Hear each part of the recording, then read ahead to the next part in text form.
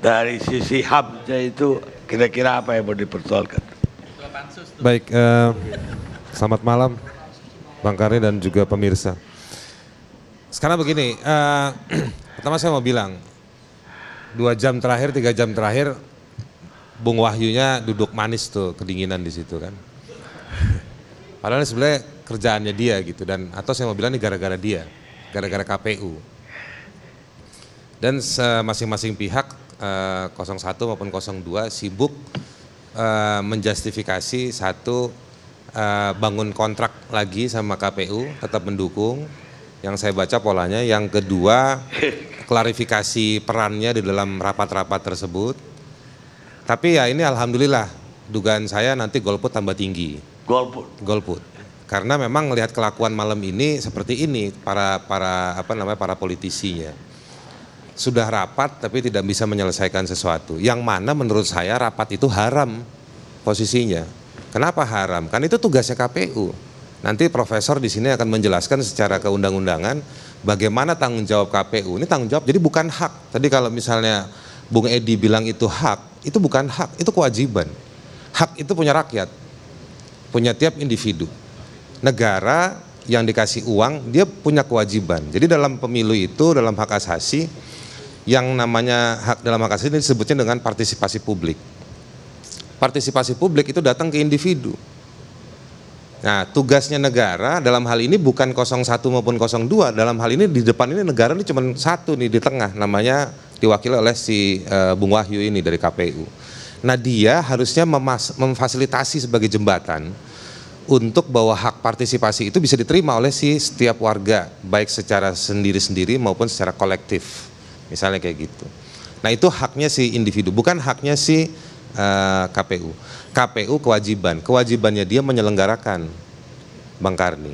Jadi kewajibannya dia bukan membuka ruang kepada 01 maupun 02 duduk bersama, ya kan?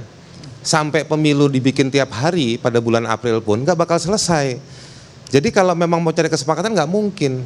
Saya mau endorse tadi yang disampaikan oleh Bung Fahri, nanti saya yakin Bu Profesor juga akan bilang seperti itu. Jadi maksud saya mau bilang bahwa ini nggak bisa kalau diserahkan kepada KPU membuka ruang cari kesepakatan, nggak bisa. KPU harus nentuin sikap, itu satu yang dan ini yang terkait juga dengan situasi hari ini, Bang Karni. Situasi hari ini apa? Situasi hari ini adalah ribut di luar, yang hoax tadi, yang pakai indikator Bung Arya tadi, lalu ribut, framing dan lain-lain. Ini menurut saya kesempatan negara muncul itu lewat KPU.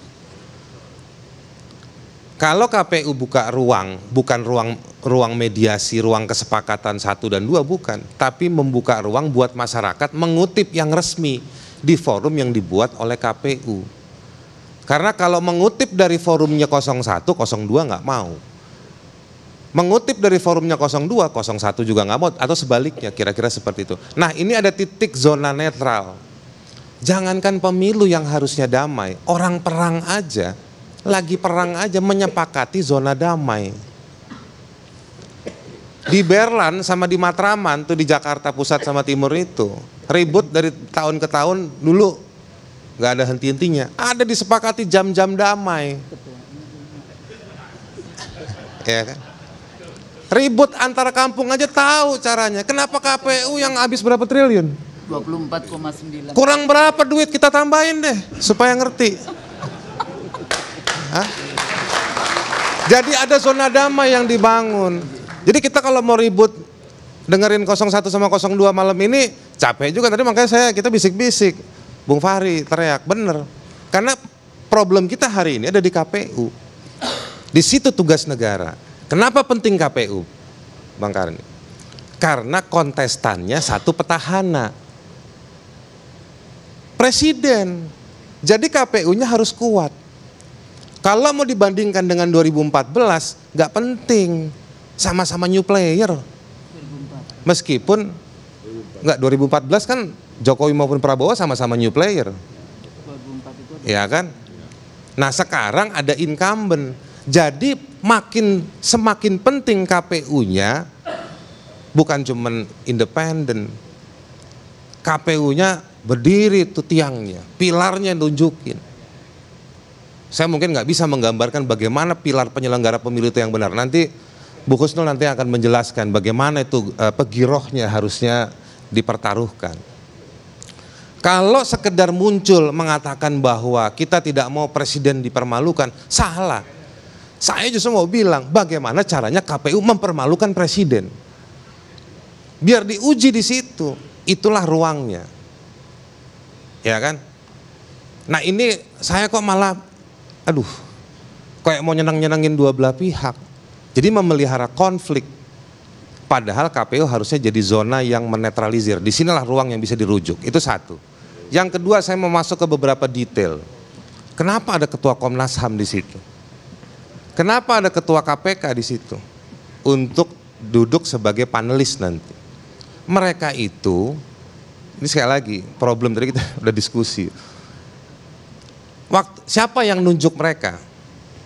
Legal standingnya kalau dari sisi hukum harus dipertanyakan. Siapa yang nunjuk mereka? Siapa di dalam KPU yang nunjuk mereka? Forum konsultasinya apa? Kenapa saya mempertanyakan? Karena ketua Komnas HAM, ketua KPK, ini dua lembaga yang menurut undang-undang yang melekat pada mereka, mereka adalah penegak hukum.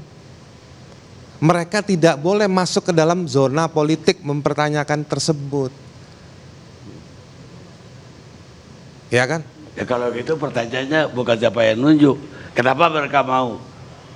Itu juga problem. Kita bisa bikin diskusi nanti minggu depan di sini lagi. Tapi di situ kita perlu pertanyakan rujukannya apa? Apakah ada peraturan internal KPU yang menjelaskan? Kan ada asbabul wurudnya itu, orang bikin peraturan, kenapa mereka penting? Apa? Apakah akan diadili di sana? Mungkin Kenapa karena temanya ada soal HAM, soal korupsi. Nggak kurang-kurang orang yang ngerti soal hak asasi manusia, nggak kurang-kurang orang yang ngerti soal korupsi, nggak kurang-kurang orang yang ngerti soal terorisme dan juga penegakan hukum. Jadi menurut saya patut dipertanyakan. Yang berikutnya, sebelum kita mempertanyakan soal kenapa soal dibocorkan jadi kisi-kisi, saya juga ngajar di beberapa kampus, mahasiswa saya kasih. Jadi waktu saya baca berita dikasih kisi-kisi, saya bilang ini calon presiden kayak mahasiswa, ya kan? Jadi, tapi sebelum ke sana saya mau bilang begini, siapa yang nyusun pertanyaan? Pertanyaan soal korupsi. Saya sama Bung Fahri banyak perbedaan soal korupsi. Saya bisa happy, Bung Fahri bisa nggak happy nanti pas debat, atau sebaliknya, atau kita ada 260 juta orang nggak kurang-kurang di Republik ini. Tapi yang nyusun pertanyaan siapa? Nggak perlu konsultasi pakai referendum, nggak perlu. Tetapi membangun keyakinan publik bahwa pertanyaannya disusun sama ahlinya. Orang yang ngerti lapangan satu, profesornya satu, orang di bekas komisi KPK misalnya satu, 3 orang ganjil. Dia merumuskan, namanya dipercaya publik, dibaca rekornya dan lain-lain. Soal hak asasi juga begitu, soal hukum, soal terorisme. Nah, ini harus dilihat bagaimana pertanyaan-pertanyaan itu disusun. Saya cuma mau bilang, saya mewakili masyarakat sipil, nggak ada sih stempelnya, tapi menurut saya berkembang dan besar di sana. Saya mau bilang, masyarakat sipil di Indonesia itu punya ruang di 35 undang-undang lebih. Ada setidaknya kita pernah riset ada 35 undang-undang yang memberikan ruang buat masyarakat sipil. Undang-undang konsumen, undang-undang hak asasi manusia, banyak lah.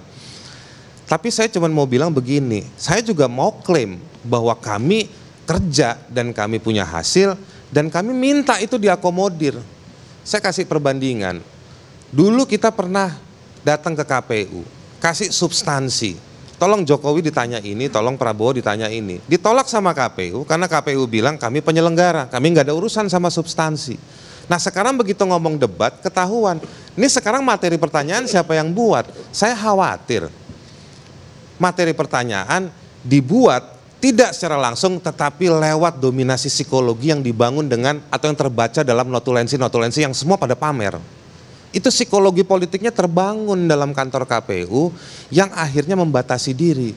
Jangan kita tanyain itu ke Prabowo, gak enak. Jadi negosiasi bukan terjadi langsung antara nomor 1 dan nomor 2, tetapi negosiasi terjadi justru di KPU-nya sendiri. Saya tidak meragukan yang namanya Profesor Bagirmanan, saya hormat sama dia. Dia orang yang mengawal reformasi Mahkamah Agung di masa-masa sulit. Saya hormat sama Bivitri, kolega pengajar juga di Jentera Law School. Ada nama-nama yang saya hormati di dalam panelis tersebut, tetapi saya mempertanyakan. Kalau mereka kan nanti tanya berdasarkan dirinya, tetapi pertanyaan-pertanyaan yang diambil, yang random itu yang nyusun di dalam situ siapa saja. Bagaimana muncul, apakah itu merepresentasikan problem yang ada di Papua? Apakah itu merepresentasikan problem yang ada di Aceh? Di Aceh hari ini sedang terjadi peristiwa, dengar kesaksian tentang peristiwa pelanggaran HAM yang terjadi di masa konflik. Di Papua masalahnya nggak selesai-selesai. Ada orang yang tanahnya diambilin terus gara-gara proyek infrastruktur. Ada 940 petani menurut catatannya Konsorsium Pembaruan Agraria. Apakah mereka ada jaminan itu dituangkan dalam pertanyaan-pertanyaan versinya KPU? Apa KPU jadi ngerti soal tanah? Apakah KPU pernah konsultasi sama orang-orang yang advokasi tentang hak atas tanah? Apa KPU pergi atau tanya sama KPUD yang ada di Aceh bagaimana soal hearing tersebut? KPU nggak kerjain itu. Kalau dikerjain itu perlu ditunda, di-delay pemilu 1 tahun lagi. Nah, mitigasinya gimana? Dalam proses yang singkat itu seperti apa? Nah, saya mempertanyakan ini semua karena yang kita bicarakan nanti, tema-tema yang didebat itu adalah tema-tema yang konstitusional. Tema-tema yang dibahas, meskipun ada lembaga seperti Kode Inisiatif bikin pemetaan baru-baru ini ada 10 isu. Dan ternyata range-nya mirip-mirip. Maka dari itu jadi semakin penting buat publik semakin tahu informasi. Saya tahu lebih senang misalnya begini. Kalau KPU diskusi dengan kelompok disabilitas, KPU diskusi dengan kelompok masyarakat adat, bagaimana debat ini supaya orang di bagian timur, ini orang timur, paham, ini orang NTT, orang NTB, bisa ngerti. Bagaimana diskusi supaya orang-orang di Maluku Utara mengerti. Bagaimana misalnya debat tersebut itu juga bicara soal problem tambang di pulau-pulau kecil di Maluku Utara. Bagaimana debat-debat tersebut itu juga bisa didengar oleh masyarakat adat yang ada di pinggir-pinggir kebun-kebun sawit yang ada di Kalimantan dan di Sumatera. Bukan mengumpulkan 01 sama 02, duitnya udah banyak, ternyata bajunya gak ada yang jelek. Mobilnya kalau dicek di parkiran bagus semua. Siapa yang mikirin akses pemilu dan debat tersebut buat orang miskin, orang bodoh, orang kurang informasi, orang dikejar-kejar polisi? Nggak ada yang mikirin itu. KPU berapa alokasinya dari 20 triliun lebih itu untuk mikirin supaya pertanyaan atau jawabannya Jokowi ke Prabowo atau jawabannya pertanyaannya Prabowo ke Jokowi bisa dimengerti sama orang yang memang dalam tingkat rata-rata digambarkan dia miskin, dia kurang informasi, dia nggak mengerti, dia nggak bisa bahasa Indonesia, orang-orangnya dikorban. Nah itu lebih enak. Ini kita dari tadi disuguhkan debat soal notulensi. Saya yakin 50% orang Indonesia nggak ngerti apa itu notulensi. Iya kan?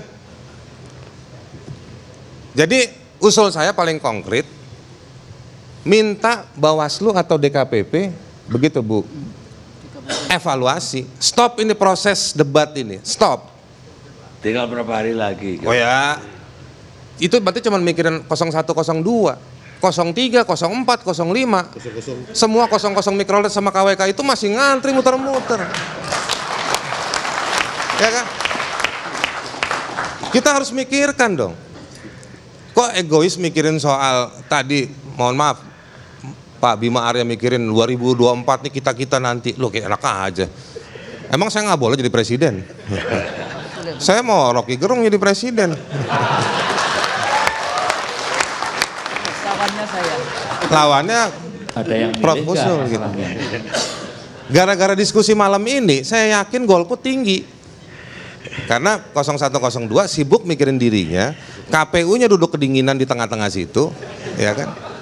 Dan nggak ada yang mikirin masyarakat. Supaya tidak tambah tinggi, ada cukup sekian. Oke.